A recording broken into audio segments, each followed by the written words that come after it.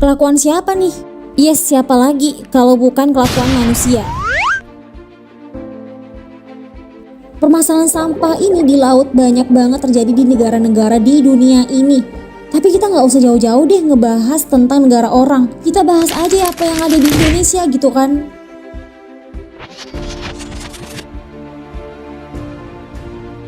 Lu pasti udah tahu kalau Indonesia ini merupakan negara maritim. Kenapa Indonesia disebut negara maritim? Itu karena Indonesia itu memiliki wilayah lautan yang lebih luas daripada wilayah daratannya. Jadi selain itu, Indonesia itu juga memiliki kekayaan alam yang melimpah di sektor kelautan.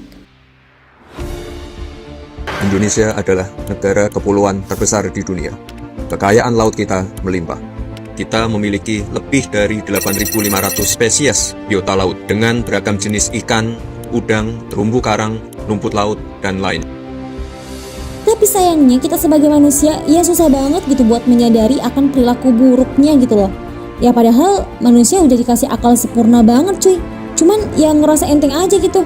Secara laut itu luas banget ya, mungkin ada pemikiran ya udah deh ngebuang satu sampah doang gak apa-apa kali ya. Bro, siapa nih yang punya pemikiran yang kayak gini? Satu sampah doang. Lu tahu satu sampah yang lu buang di laut itu bakal jadi malapetaka buat biota yang ada di laut. Oke kalau lu buang sampah organik, sisa-sisa makanan. Tapi kalau lu buang sampah plastik, kaca, terus pembalut, Pampers, aduh itu kacau banget cuy. Jadi walaupun sampah plastik kecil yang lu anggap alah cuma plastik permen doang, tetap aja bahaya cuy buat laut. Menurut peraturan Presiden nomor 83 tahun 2018 tentang penanganan sampah di laut, jadi sampah laut itu adalah sampah yang berasal dari daratan, badan air, dan pesisir yang mengalir ke laut atau sampah yang berasal dari kegiatan di laut. Dan lu tahu komponen terbesar sampah di laut? Yaitu adalah sampah plastik. Tapi berdasarkan pemandangan mata gue nih, setiap gue pergi ke pantai atau berkunjung ke pulau-pulau yang rumahnya itu di pesisir gitu, itu pasti gue nemuin sampah walaupun itu satu. Ya gue tanya-tanya emang masyarakat di pesisir itu mereka buang sampahnya di laut. Jadi dari rumah itu ya langsung aja dibuang ke bawah laut karena mereka nganggap ya nggak ada solusi gitu loh. Jadi tolong dong kalau ada pemerintah yang nonton video ini, tolong dicariin solusi lagi gitu soal masalah sampah buat rumah-rumah yang ada di pesisir. Thank you ya. Oke, kita kembali ke sampah. Lo pasti udah tahu kalau sampah plastik itu sulit banget cuy buat terurai. Kenapa? Ya karena sampah plastik itu benda asing bagi mikroorganisme. Jadi untuk mengurai sampah itu dibutuhkan enzim dari bakteri atau mikroba sebagai mikroorganisme di perairan yang berfungsi mempercepat reaksi penguraian dari sampah menjadi senyawa atau unsur yang bisa diserap dan tidak mengganggu fungsi perairan. Sementara itu si plastik ini adalah jenis bahan polimer sintetik yang senyawa dan strukturnya itu tidak dikenali oleh mikroorganisme.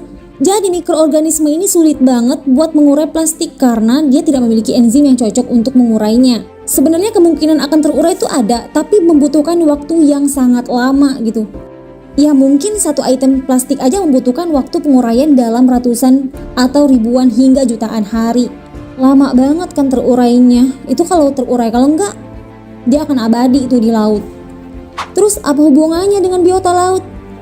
Jadi kalau membicarakan tentang plastik di laut, pasti nggak ketinggalan juga pembicaraan kita tentang hewan yang ada di laut atau biota atau ekosistem yang ada di laut. Kasus sedotan plastik yang menyangkut di hidung penyu, kemudian penyu yang terjebak plastik sejak kecil, dan anjing laut yang tersangkut plastik di lehernya. Belum lagi persoalan sampah plastik berukuran kecil seperti mikroplastik yang mudah masuk ke dalam tubuh makhluk hidup menjadi bukti bahayanya sampah plastik. Ya itu kenapa bisa terjadi? Ya karena rumah mereka dihampiri banyak sekali sampah plastik, jadi kehidupan mereka tuh udah terancam. Gak sedikit juga hewan laut itu harus mati karena gak sengaja makan sampah plastik ini. Jadi kesian banget gak sih? Jadi dari mereka itu udah gak sengaja makan sampah plastik karena bentuknya itu mirip makanan mereka gitu loh. Selain itu sampah-sampah plastik ini juga menghalangi mereka buat mencari makan. Ya gimana mereka mau cari makan ya, lautnya aja udah ketutupan sampah plastik. Ya jadi pada akhirnya mereka terpaksa deh makan plastik juga karena mereka gak punya pilihan lain. Ya daripada mereka gak makan gitu kan. Lu tahu berapa banyak hewan laut yang mati karena sampah plastik ini? Jadi ada 100.000 hewan laut yang mati karena sampah plastik. Aduh gak tega banget ya mau menghitung berapa banyak lagi hewan laut yang harus pergi karena plastik ini. Lu bayangin aja deh rumah lu digituin, pasti lu marah dan sedih. Ya bayangin aja, mungkin kita menganggap ikan atau biota laut itu sekedar makhluk ya dianggap enteng gitu, gak bisa marah. Tapi kan kita udah ngerusak rumah mereka dengan sengaja gitu. Mereka aja memberikan kesejahteraan untuk manusia memakan hasil laut. Tapi sayang banget manusia tuh nggak bisa berterima kasih, malah membalas dengan membuat kerusakan. Dan lu harus tahu lebih parahnya lagi, jumlah hewan laut yang akan mati akibat sampah plastik ini diprediksi nggak akan berkurang. Sebaliknya, di tahun 2050 nanti diprediksi akan lebih banyak lagi hewan laut yang harus mati karena sampah plastik. Ya, jadi udah saatnya kita semua melakukan aksi nyata untuk mengurangi sampah plastik di lautan. Jadi kamu harus bisa memulai dari hal-hal kecil, misalnya dengan membawa botol minuman sendiri kemana-mana. Ya mulai aja deh dari diri lo sendiri, nggak usah nunggu orang lain. Setidaknya lo mengurangi bukan menambah kerusakan. Oke, ini aja dari gue. Jangan lupa lo subscribe dan like video ini. Terima kasih.